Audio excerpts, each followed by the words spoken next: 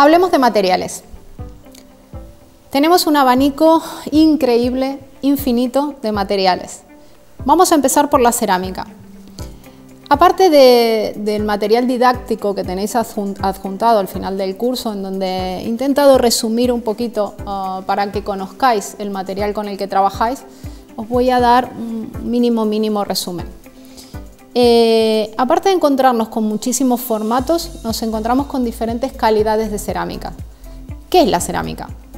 No es más que un bizcocho de arcilla con minerales y en muchos casos aditivos. ¿Cómo se hace? Pues tenemos diferentes formas de fabricarlo, o bien por prensado en seco o bien por extrusión. Cada vez más por prensado en seco, por ejemplo un porcelánico. Al final en el dossier os lo he puesto. He tenido la suerte hace unos años de trabajar durante varios años en una empresa muy potente de azulejos y pavimentos en Málaga. Mi jefe ha sido maravilloso y me ha enseñado muchísimo, y he viajado muchísimo a las fábricas para conocer de cerca cómo se fabricaba el material. Os invito a hacerlo. Estas fábricas están muy abiertas a que golpeéis su puerta y os enseñan todo el proceso. ¿Qué mejor manera de instalar, de construir, de hacer algo que conociendo el material con el que trabajáis? Ya sé, me voy por las ramas, pero os lo tenía que contar. Pasta roja, pasta blanca, ¿qué es esto? Hay un dilema aquí. Cuando hablamos de bizcochos o piezas de pasta roja o pasta blanca, wow, ya solo por verlas parece que la de pasta blanca es mejor, ¿no? Pues no, no lo es. No hay diferencia entre ellas realmente a nivel de calidad, sí a nivel estético. A veces dicen que si usamos un tipo de color en cemento cola, no hay. Si no hablamos de porcelánicos, no hay. En mi opinión, no lo hay. Bien, sí, si hablamos de porcelánicos. Cuando hablamos de porcelánicos, estamos hablando de un bizcocho o un tipo de fabricación en el que logran que la pasta tenga muy poca absorción de agua.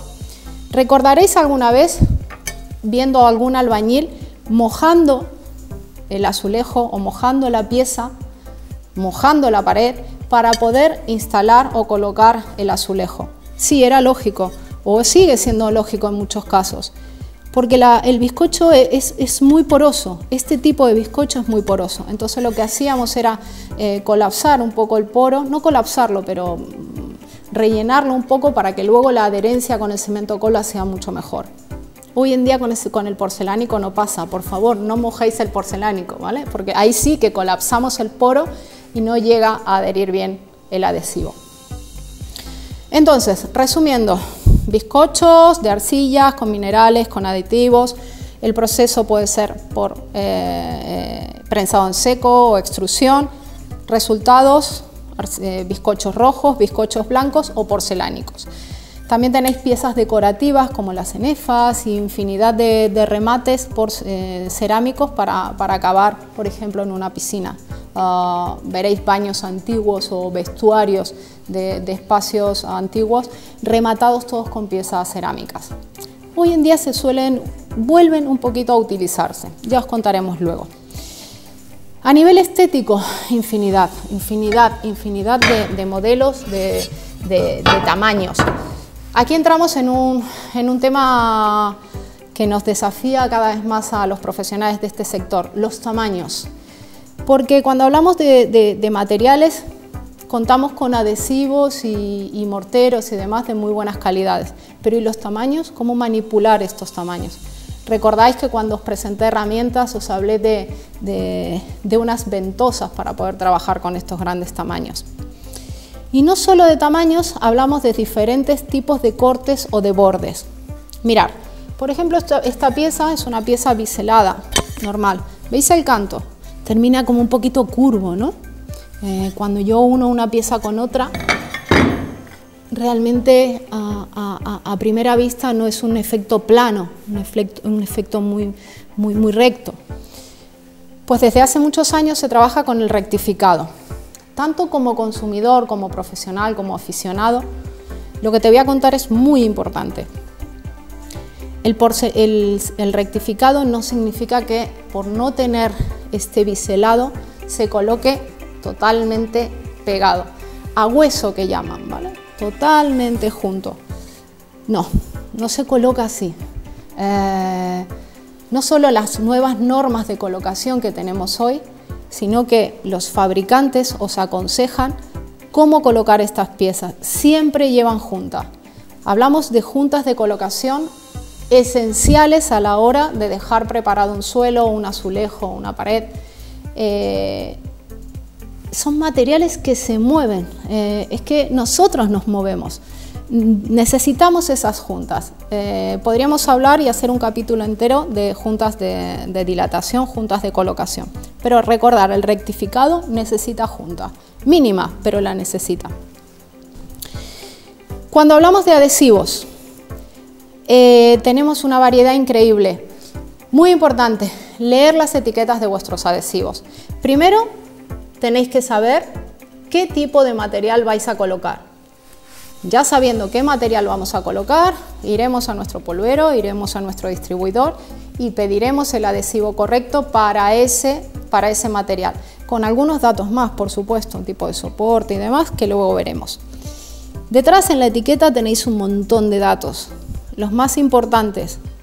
Por ejemplo, para qué tipo de cerámica es. El primero, si podemos colocarlo en exterior, en interior, o si podemos colocarlo en pared, en suelo, en fin. Es importante que podáis prestarle 5 minutos de atención a esas etiquetas. Aunque seas un profesional, los materiales siguen avanzando y siguen innovando.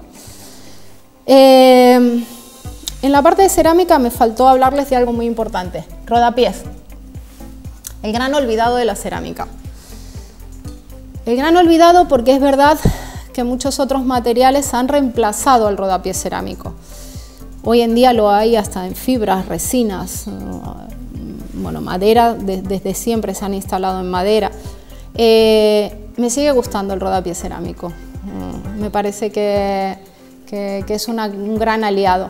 No solo es estético, recordad que os hablé de juntas y os hablaré más adelante de juntas.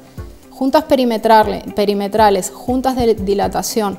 Esas juntas perimetrales que vamos a dejar en nuestro suelo para que pueda dilatar cómodo y no haya ningún tipo de accidente, luego son tapadas por ese rodapié, para limpieza, para golpes, en fin. No es obligatorio colocarlos, no. ¿Que te aconsejo colocarlos? Sí, por supuesto. ¿Que no quieres cerámico? Pues buscamos cualquier otra opción, pero colocamos rodapié. Dicho esto, y me voy a lo último, mortero de juntas y lecheos.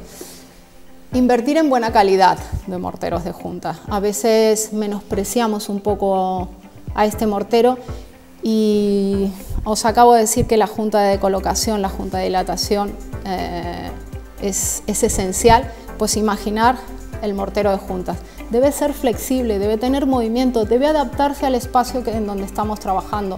No es lo mismo colocar un suelo exterior en sitios de heladas, de fríos, de nieve, a colocar un suelo interior, un azulejo interior. Vamos a invertir en buen material de agarre, en lecheos, morteros colas de muy buena calidad. No vale la pena escatimar aquí.